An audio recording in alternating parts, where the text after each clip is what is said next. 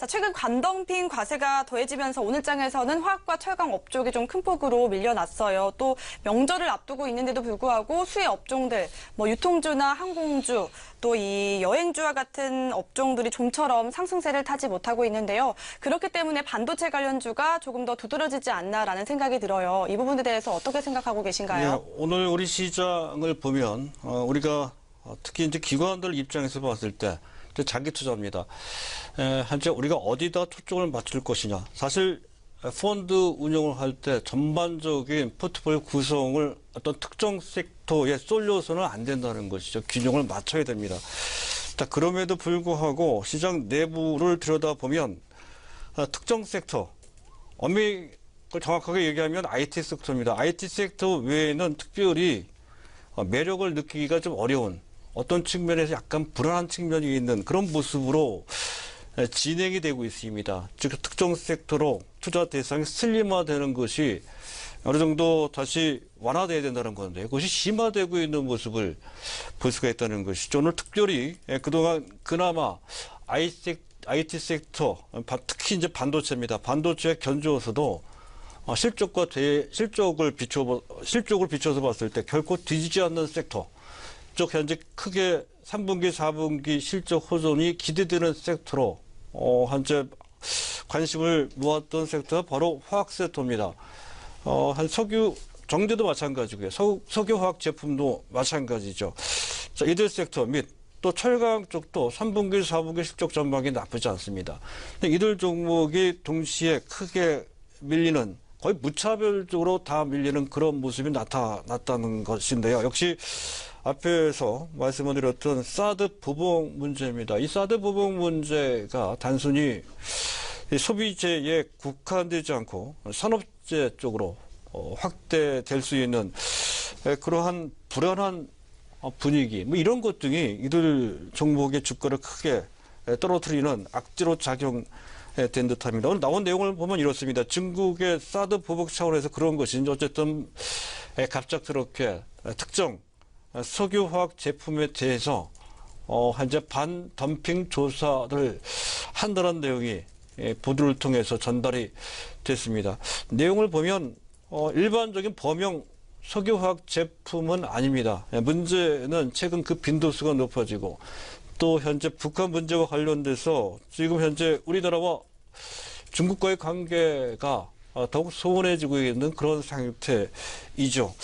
그런 것과 관련해서 최근 중국의 우리나라에 대한 대응은 좀처럼 완화되지 않은 채 오히려 더 강경해지는 듯한 그런 분위기까지 나오고 있습니다. 그래서 그런지 현재 특정 화학 제품인데도 불구하고 이것이 일반적인 범용 제품, 에틸렌, 프로필렌 또는 PEPP 같은 이런 쪽이죠. 더 나아가서 PBC 또는 ABC 같은 이런 석유화학 제품 전반으로 사드 보복 차원에서의 어떤 반덤핑 조사 같은 무역 보복 조치 같은 그런 것을 할 소지가 있다. 이런 식으로 확대 해석되는 그런 분위기가 만들어지면서 그와 관련된 종목들이 우수수 동반 폭락을 했다는 것. LG화학도 포함이 되고 롯데케미칼 다 포함이 됩니다. 더 나아가서 철강, 비철금속까지 같은 유형으로 밀렸다는 건데요. 철강, 비철금속 쪽은 더 덧붙인다면 중국의 긴축설도 계속 끊임없이 제기되고 있죠. 하지만 중국 긴축과 관련돼서 보면 만약 그것이 크게 부담이 된다면 우리나라뿐만 아니라 아시아권에 있는 제방 국가들의 증시가 거의 비슷한 정도로 크게 밀려지는데 그렇지는 않습니다. 어쨌든 그런 걸로 봤을 때 이것이 당장 심각한 상태는 아니다 하는 것을 알 수가 있고요. 또 한 가지는 최근 원자재 가격이 크게 현재 좀 떨어지고 있는 그런 모습입니다. 역시 긴축과 관련된 또는 현재 단기적으로 추세적으로 봐야 될 것 같습니다. 추세적으로 크게 올라간 것이 부담이 돼서 비록 기술적으로 밀리기는 하지만 전체적으로 그 모양새가 좀 과격한 그런 측면이 좀 있습니다.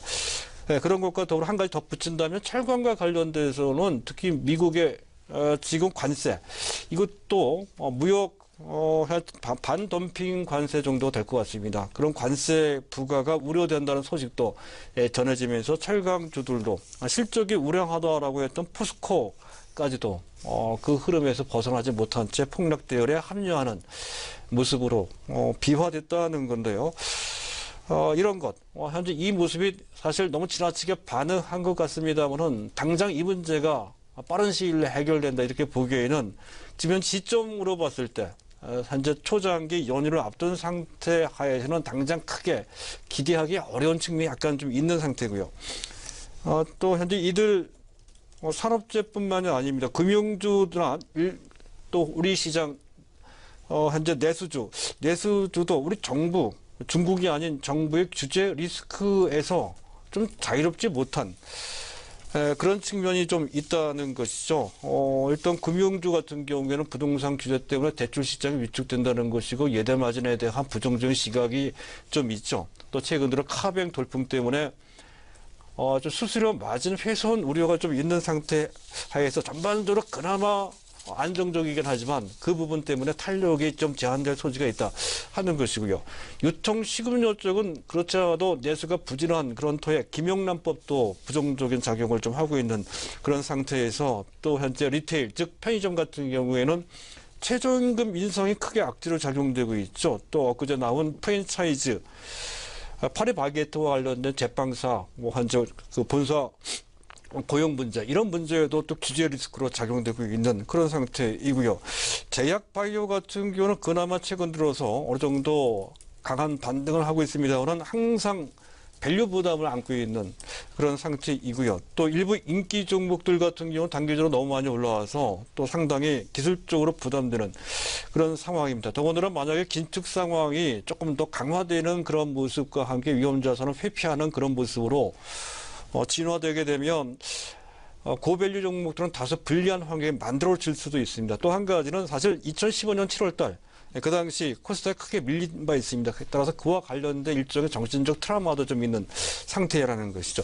이런 것 등으로 봤을 때 제가 말씀드렸던 부분뿐만 아니라 제반 다른 산업 부분, 즉 IT, 특히 반도체를 제외한 나머지 부분을 놓고 보면 그나마 실적과 관련돼서 펀더멘털과 관련돼서 투자할 대상이 이제 소재 관련주 또는 금융주가 있었지만 그들도 최근에 규제 리스크나 또 환경, 기타 등등의 문제로 해서 약간씩 시장의 관심에서 이탈되고 있는 듯한 전체적인 상황을 보면 IT 쪽으로 현재 계속 투자 대상이 몰리는 듯한 그런 상황이 전개되고 있습니다.